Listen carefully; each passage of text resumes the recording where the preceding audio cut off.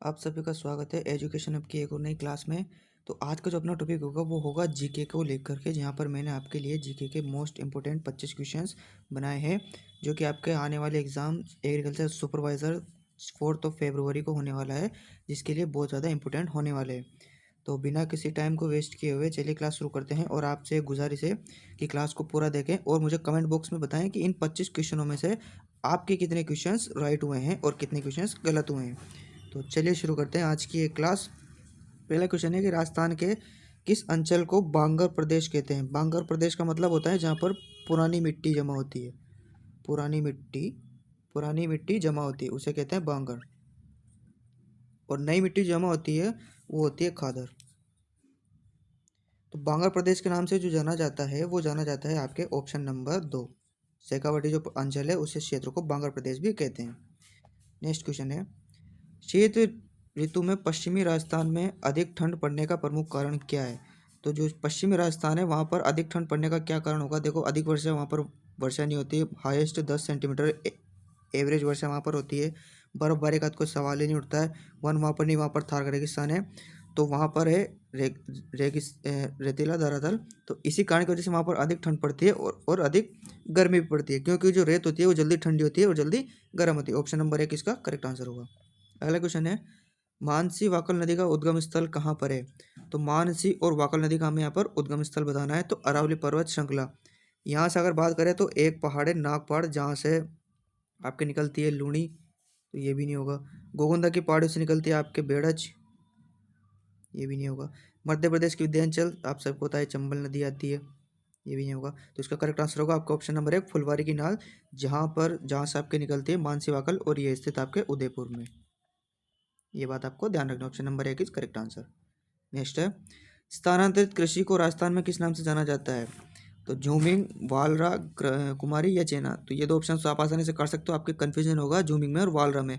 तो जो स्थानांतरित कृषि है उसको राजस्थान में कहते हैं झूमिंग कृषि। और बात करें वालरा की, तो जो वालरा है इसे आदिवासी क्षेत्र में इसे वालरा कहते हैं। तो आपको यह बात भी ध्यान रखना है कि जो आदिवासी क्षेत्र होता है उसमें जो स्थानांतरित कृषि होती है उसे वालरा कहते हैं, और ऑल ओवर राजस्थान की बात करें तो उसे झूमिंग कृषि कहते हैं।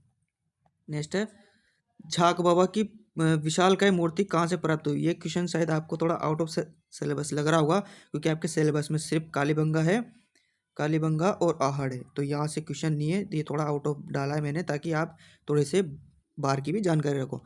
तो झाक बाबा की जो मूर्ति प्राप्त हुई थी विशालकाय, वो आपसे प्राप्त हुई थी नोह भरतपुर से, यानी कि ऑप्शन नंबर 1 जो होगा वो आपका करेक्ट आंसर होगा।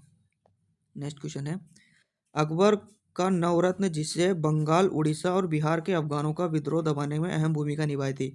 तो अकबर के नवरत्न में से अगर बात करें तो अकबर के नवरत्नों में से इन चारों में से जो शामिल थे वो थे आपके राजा मान सिंह, जिनको बंगाल, उड़ीसा और बिहार की बात की जाए तो 1587 में इनको बिहार के सूबेदारी फिर उनके अभियान दिए थे। और बंगाल की बात करें तो 1594। ये दो डेट्स भी आपको ध्यान रखनी है कि बिहार को कब गए थे 1587, और बंगाल कब गए थे 1594 में। Option number 2 is correct.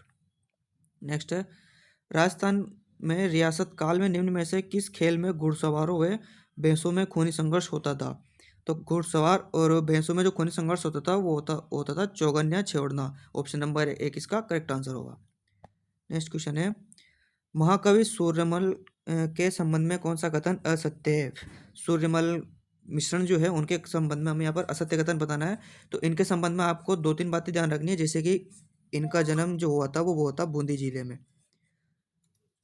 इनका जो जन्म हुआ था वो हुआ था बूंदी जिले में, और ये जो समकालीन थे वो थे बूंदी के राजा राम सिंह। ये राम सिंह के समकालीन थे।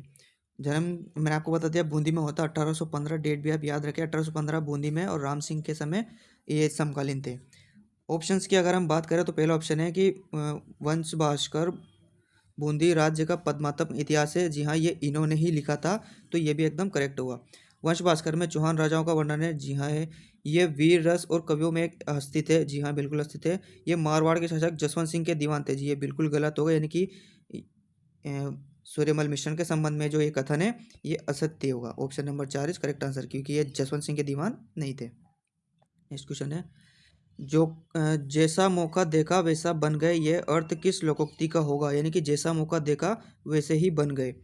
तो इसका जो करेक्ट आंसर होगा वो देखो, तरबूज को देखकर खरबूज रंग बदलना ये नहीं होगा, खरबूज को देखकर खरबूजा रंग बदलता है ये भी नहीं होगा, सावन के अंधे को हरा ही हरा दिखता है ये भी नहीं होगा, गंगा गए गंगादास और जमुना गए जमुनादास, ये लोकोक्ति का जो अर्थ है वो इस पर परफेक्ट बैठता है, यानी कि जैसा मौका देखा वैसा ही बन गए। Option number 3 is correct.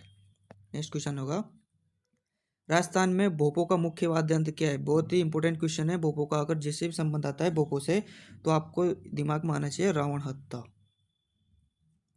ये भोपो का एक लोक वाद्य यंत्र है, रावण हत्ता। बात करें कमाई चा की, तो मांगणियार जाति के लोग इसे बजाते हैं, मांगणियार।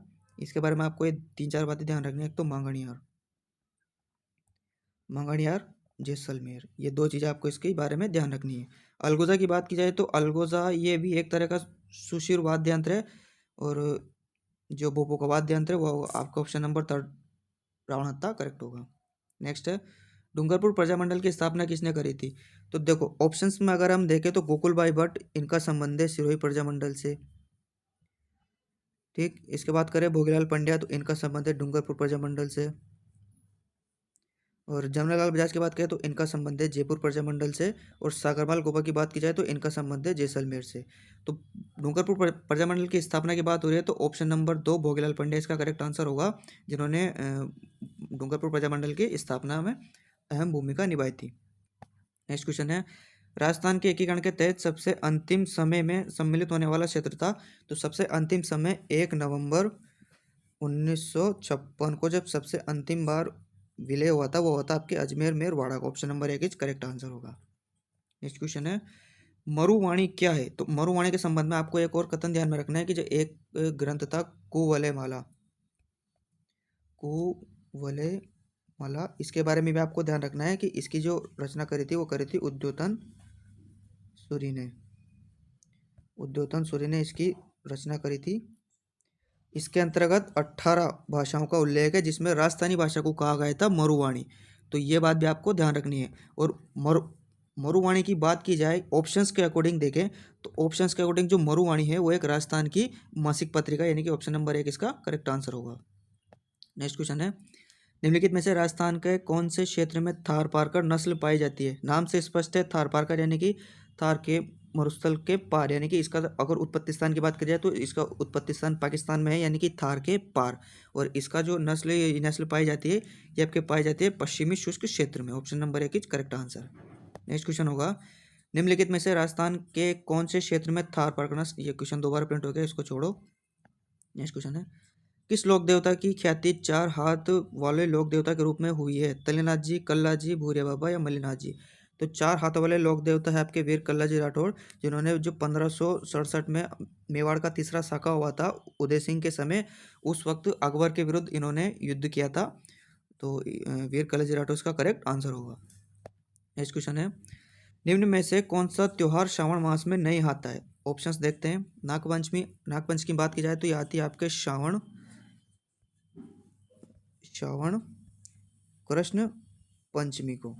तीज की बात की जाए तो ये आती है आपके श्रावण शुक्ल तृतीया को। रक्षाबंधन की बात करें तो ये आती है आपके श्रावण पूर्णिमा। और जन्माष्टमी की बात करें तो ये आती है आपके भाद्रपद कृष्ण अष्टमी, यानी कि जो जन्माष्टमी है वो आपके श्रावण मास में नहीं आती। Option number 4 is correct answer. Next question है, डूंग जी और जवार जी लोक वार्ता राजस्थान के किस क्षेत्र में अधिक प्रचलित है? तो डूंग जी और जवार जी जो सर्वाधिक प्रचलित है वो आपके शेखावटी में है। शेखावटी में अगर अपन अंदर बात करें तो इनका जो संबंध है वो सीकर से है। सीकर के पाटोदा गांव से इनका संबंध है। Option number 4 is correct answer. Next question है, भराड़ी लोक चित्रांकन की परंपरा किस जनजाति में अधिक प्रचलित है? तो भराड़ी जो लोक चित्रांकन की परंपरा प्रचलित है वो आपके option number 4 correct answer Bhil में है। यानी कि जब विवाह होता है तो विवाह के अवसर पर जो एक भराड़ी देवी नाम की एक देवी है जिसका ये चित्रांकन बनाते हैं। Option number 4 is correct answer होगा। नेक्स्ट है, ब्रजेश वस्त्र है, तो ब्रजेश का जो वस्त्र होगा यानी ब्रजेश, ये होगा आपके ऑप्शन नंबर 1 पुरुषों का कमर के नीचे का वस्त्र। ऑप्शन नंबर 1 उसका करेक्ट आंसर होगा। नेक्स्ट क्वेश्चन है, विभिन्न नृत्य रूपों के बारे में निम्नलिखित कथनों पर विचार करें और कौन सा कथन असत्य, हम यहाँ पर हमें कथन बताना है। तो देखो पहला ऑप्शन कह रहा है कि गीदड़ नृत्य शेखावटी क्षेत्र से संबंधित है, बिल्कुल सही है। कच्ची घोड़ी में नकली घोड़ों का प्रयोग सम्मिलित होता है, ये भी सही है। तेरह ताली नृत्य कामद, ये कामद भी बोलते हैं इसे, कामड़ जनजाति की महिलाओं द्वारा किया जाता है, बिल्कुल सही है। राय और बुढ़िया काल बेलिया लोक नृत्य के मुख्य पात्र है। जी नहीं, ये बिल्कुल गलत होगा, क्योंकि राय और बुढ़िया की बात करी जाए तो ये गौरी के पात्र है और इसका संबंध जो है वो भीलों से है। ऑप्शन नंबर 4 इसका करेक्ट आंसर होगा कि यह कथन असत्य है। नेक्स्ट क्वेश्चन है, राजस्थान चित्रकला की मूल शैली के रूप में किस शैली को जाना जाता है? तो मूल शैली के रूप में जाना जाता है आपके मेवाड़ी शैली को, यानी कि ऑप्शन नंबर 3। ऑप्शन नंबर जो 3 है वो करेक्ट आंसर होगा। और इसका स्वर्णकाल की बात की जाए तो महाराणा जगत सिंह के समय इनका स्वर्णकाल था। Option number 3 is correct answer. Next question है, राजस्थान के मोलेला गांव में किस हस्तकला के लिए प्रसिद्ध है? जो राजस्थान का मोलेला गांव है ये आपके पड़ता है राजसमंद में, और ये जो प्रसिद्ध है ये आपके प्रसिद्ध है टेरिकोटा के लिए, यानी कि जो मिट्टी के मरण में मूर्तियां बनाई जाती है उसके लिए प्रसिद्ध है। मीनाकारी की बात की जाए तो ये आपके जयपुर की प्रसिद्ध है, और इसके बारे में आपको याद रखना है एक तो कुदरत सिंह। ब्लू पोट्री की बात की जाए तो ये भी जयपुर की प्रसिद्ध है, और इसके बारे में आपको याद रखना है कृपाल सिंह शेखावत। और थेवा कला आपके प्रतापगढ़ की प्रसिद्ध है, और सोनी परिवार, इसके बारे में आपको ये भी याद रखना है। Option number 1 is correct answer. Next question है, विजय स्तंभ पर किसकी मूर्ति बनी हुई है? विष्णु की, श्री राम की, शिव की, या महाराणा कुंभा की? तो देखो, विजय स्तंभ की बात की जाए तो विजय स्तंभ पर जो विजय स्तंभ समर्पित है वो आपके भगवान विष्णु को समर्पित है, और इसका निर्माण किया था महाराणा कुंभा ने सारंगपुर विजय के उपलक्ष्य में 1438 में इसका निर्माण प्रारंभ किया था। Option number 1 is correct answer होगा।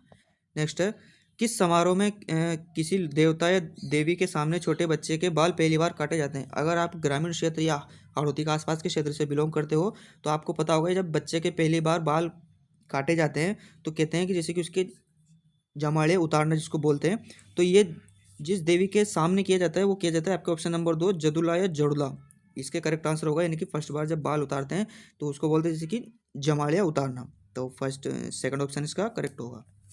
नेक्स्ट क्वेश्चन है, निम्न में से कौन सा राजस्थान का धार्मिक पर्यटन स्थल नहीं है? तो रामदेवरा की बात की जाए तो ये जैसलमेर में पड़ता है, और रामदेव जी संबंधित है तो धार्मिक है। नाथद्वारा आपके राजसमंद में पड़ता है, और श्री कृष्ण भगवान की यहाँ पर मूर्ति भी है, तो ये भी धार्मिक होगा। लेकिन अगर बात की जाए रणकपुर की बात की जाए तो ये पाली में पड़ता है जहाँ पर जैन मंदिर है, तो ये भी धार्मिक है। लेकिन जो जयसमंद है ये एक प्रकार की झील है, तो ये धार्मिक नहीं होकर ये सिर्फ पर्यटन एक स्थल है, और ये उदयपुर में पड़ती है। एशिया की सबसे बड़ी कृत्रिम मीठे पानी की झील है, तो जयसमंद इसका करेक्ट आंसर होगा। तो आज के लिए ये 25 क्वेश्चंस काफ़ी है। आप मुझे कमेंट बॉक्स में ज़रूर बताएं कि आपके इन 25 में से कितने क्वेश्चंस राइट हुए हैं, और मिलते हैं आपसे अगली क्लास में। तब तक के लिए धन्यवाद। जय श्री राम।